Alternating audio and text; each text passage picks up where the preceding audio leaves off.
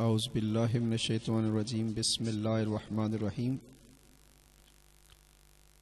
اللہ سبحانہ و تعالیٰ کے فضل و کرم سے آج جو محفل ہم نے سجائی یہ عامر سعید صاحب، بینک کالونی، دھمیال، راولپنڈی، یہ ہمارے دوست ہیں۔ ان کے گھر پر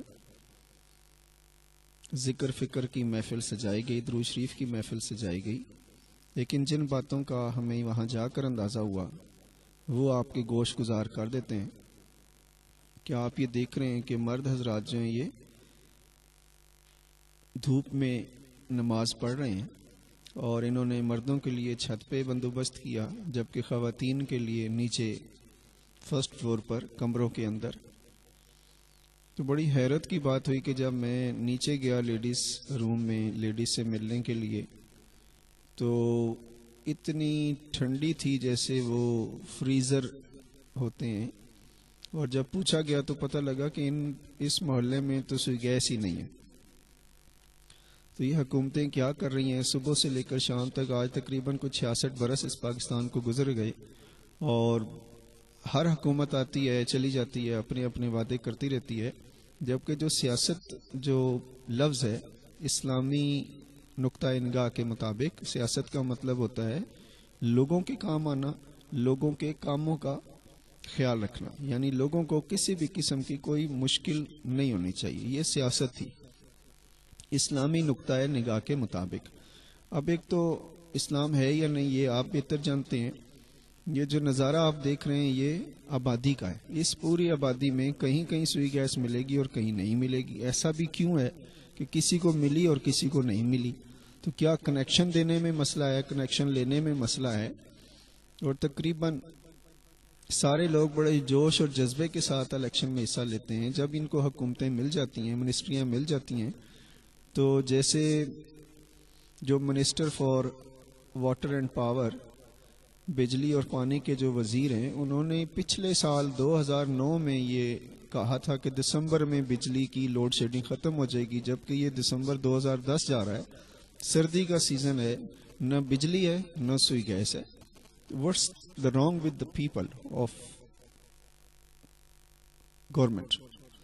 کیا یہ سیاسی لوگ ہی سارے ذمہ دار ہیں، یا جتنے یہ ملازمین ہیں یہ بھی کام نہیں کرتے؟ کیا یہ چوروں کا محکمہ ہے؟ یہ کیا ہے؟ What is this all naan sense? کچھ تو ہوتا 63 برس میں، کچھ تو آپ شو کر سکتے۔ نہ روٹی ہے، نہ پانی ہے، نہ آٹا ہے، نہ شوگر ہے۔ ویسے آپ سے بڑا فن خوان اس دنیا میں کوئی نہیں۔ It's very bad and sad, you should think about this. یہ سارے ٹیکس پیئر ہیں، یہ جتنے لوگ ہیں یہاں دنیا میں، کوئی سارے، مجھے بہت افسوس سے یہ بات آپ کو بتانی پڑ رہی ہے کہ اس وقت یہ کھانا چل رہا ہے اور تقریباً آدھی دنیا کے پاس تو روٹی ہے ہی نہیں، لیکن ہمارے پاس اللہ کے فضل سے اس پاکستان کے اندر جو میری معلومات ہے تقریباً 85% ریسورسز جو ہیں نیچرل ریسورسز وہ ہمارے پاس ہیں، اور اس کے باوجود ہم یہاں پر بجلی پانی اور سی گیس کے لیے ترستے بیٹھے ہوئے ہیں۔ کتنی سردی ہے، جہاں پر سردی ہوگی، یعنی جو مری جیسے علاقے، پہاڑی علاقے، قلات ہے اور سوات ہے، وہاں کیا حال ہوگا اس وقت؟ یہاں تو چلو اللہ کے فضل سے ہم دھوپ میں بیٹھ کر اپنا گزارا کر لیں گے۔ تو حکومتی جتنی مشینری ہے، چاہے وہ سرکاری ملازمین ہیں، چاہے وہ سیاسی قائدین ہیں، ان سے میں گزارش کروں گا کہ موت آج نہیں تو کل آپ کو آئے گی۔ یہ جو موقع ملتا ہے زندگی میں کام کرنے کا، یہ اس کا بھی حساب کتاب ہونا ہے کہ آپ کو اللہ نے کوئی چیز دی ہے اور اللہ نے کسی قابل سمجھا تو آپ کو یہ منسٹریاں اور حکومتیں دی تھی، آپ کو کسی نوکریوں پر بٹھایا تھا، لیکن آپ کیا کر رہے ہیں؟ یو نو بیٹر دین اس۔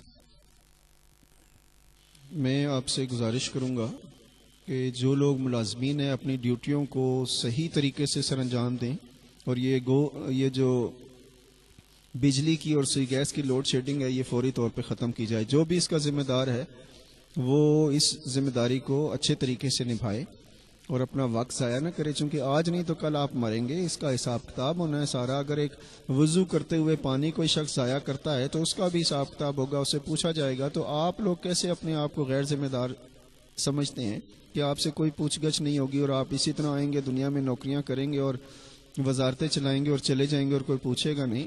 ذرا اپنی موت کی فکر کریں، چونکہ یہاں پر صدر صدام بھی آئے، میں زیادہ دور نہیں جاتا، بھٹو صاحب بھی آئے، ضیاء الحق بھی آیا، جنیجو صاحب بھی آئے، یہ سارے مر گئے، اور جو انہوں نے کیا ہوگا وہ قبر میں بھگت رہے ہوں گے.